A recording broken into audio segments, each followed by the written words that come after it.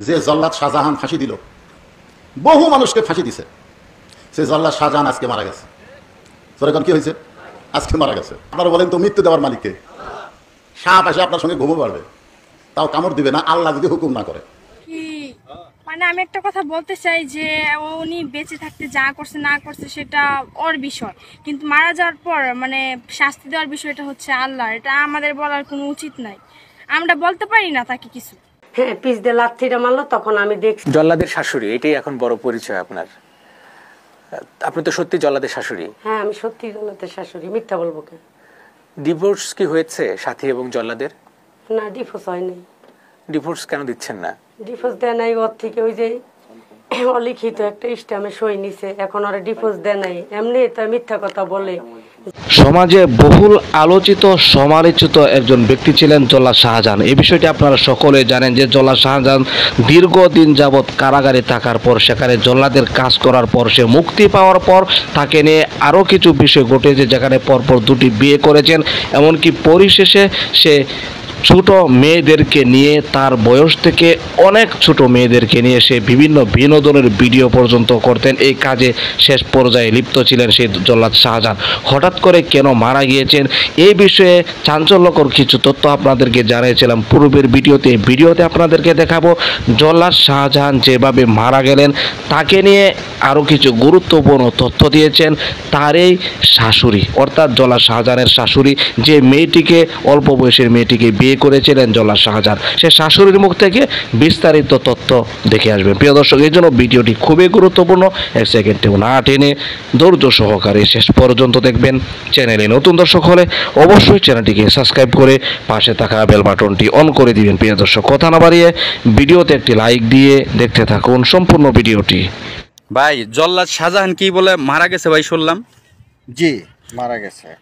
কিভাবে মারা গেছে ভাই? বার্ধক্যজনিত এরকম একটা সমস্যার কারণেই।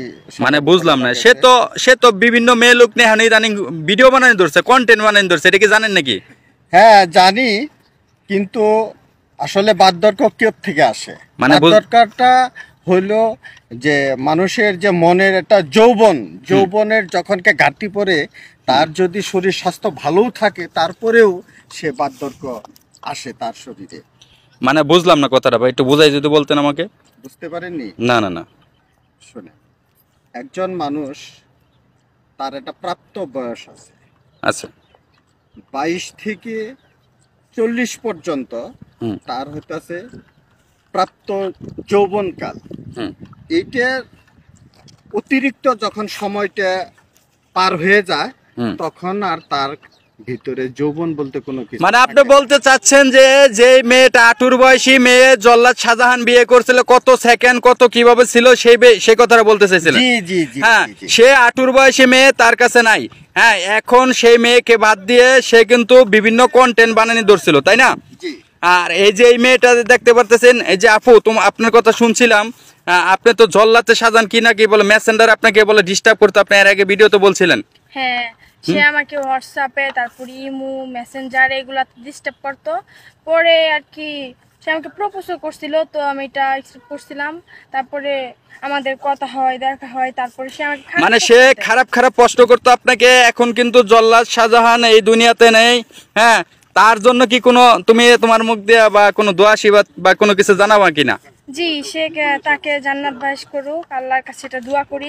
না না না, এমন ব্যক্তির জন্য দোয়া করা। আমার মতন মহিলা থাকলে তাই জল্লাতে ওই স্ট্যাম্পে সইটা নিতে পারতো না? হয়তো হয় আমার দাদার বয়সী, দাদার তো বেশি হইব। এই লোকের সাথে মেয়ের সাথে সাজে, আর ও বলতেছে ছাত্রী বলে 21,000 টাকা দিয়ে 3 পিস দিছে কিনে। যখন আমার সামনে ওরা মাইরদের করতেছে, ঝাড়ু মারলো, হ্যাঁ পিস দিয়ে লাথিটা মারলো, তখন আমি দেখছি। জল্লাদের শাশুড়ি, এটাই এখন বড় পরিচয় আপনার। আপনি তো সত্যি জল্লাদের শাশুড়ি? হ্যাঁ, আমি সত্যি জল্লাদের শাশুড়ি, মিথ্যা বলবো কেন? ডিভোর্স কি হয়েছে সাথী এবং জল্লাদের? না, ডিভোর্স হয়নি। ডিভোর্স কেন দিচ্ছেন না? ডিভোর্স দেয় নাই, ওর থেকে ওই যে অলিখিত একটা স্ট্যাম্পে সই নিছে, এখন ওরা ডিভোর্স দেয় নাই, এমনি তাই মিথ্যা কথা বলে যে আমার মেয়ে 10 লাখ টাকা নিয়ে আইসা পড়ছে ওর মার কাছে। কিন্তু আমার মেয়েও যখন ওর বাসাতে বেরাইছে তখন আমার কাছে আসে নাই। আইসা আমি ওর দোকানে একটা ছেলে দিছিলাম, ওই ছেলের মার কাছে, ছেলের বাসায় গেছে, ছেলের দিয়ে থানায় চিঠি করছে। করার 2 দিন পরে শুনতাছি 7 লাখ টাকা নিয়ে আমার সাথে আইসা পড়ছে।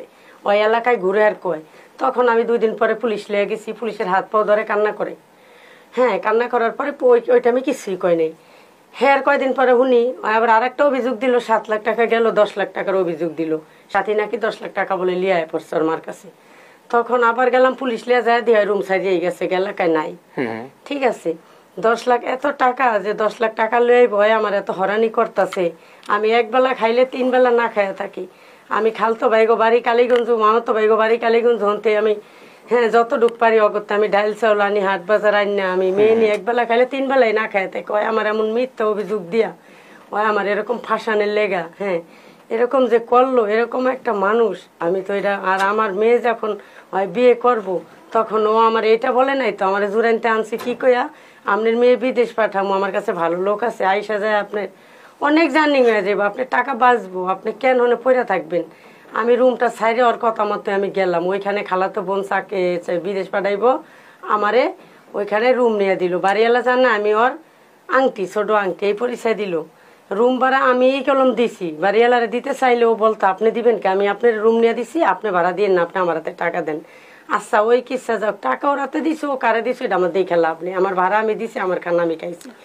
এমন কেউ আমার এটাও বলছিল বিদেশ পাঠার দরকার নেই, আপনার একটা ছেলে দেখামু, ওই ছেলের কাছে মেয়ে বিয়ে দিলে আপনার অনেক ভালো হইব, ওই স্বপ্নটা পূরণ করবো। হে আর 1 সপ্তাহ আবার ঘুরে আমার ঘরে আমার ডাক্তার নিয়ে বয়াইছে সোবার ভিত্তে, ভয় বলে কি সাথীরা শোনেন, আমি কি বলেন, তখন বলতেছি কি সাথীরে না আমি বিয়ে করুম, 10 কাঠা জায়গা আছে কেরানীগঞ্জ, আবার কুমিল্লা বাড়ি ঘরের কাজ চলতেছে। তখন আমি ওর সাথে বাইজে গেছি গা, কি রে ওই এক ছেলে দেখাইবো, ছেলে আয় নাই, আবার ওই বিয়ে করবো, ওই তো হয় আমার দাদার বয়সী, দাদার তো বেশি হইব, এই লোকের সাথে মেয়ের সাথে সাজেন, ওর সাথে আমার অনেক ঝরগাঝাড়ি হইলো। হওয়ার পরে আমার দেখতারেন না আমি সাথে রুমে যাই না, মানে জল্লাতের রুমে যাই না, তখন বিয়ে হয়নি। প্রিয় দর্শক, আশা করি সম্পূর্ণ ভিডিওটি দেখলেন। ভিডিও দেখে অবশ্যই বুঝতে পেরেছেন জল্লাদ শাহজাহান, এই জল্লাদ শাহজাহানকে নিয়ে কিন্তু মানুষ মারা যাওয়ার পর তাকে নিয়ে সমালোচনা করা এমন মানুষ খুব কমই পাওয়া যায়, কিন্তু এই জল্লাদ শাহজাহান মারা যাওয়ার পর তাকে নিয়ে সমালোচনা বেশি হচ্ছে।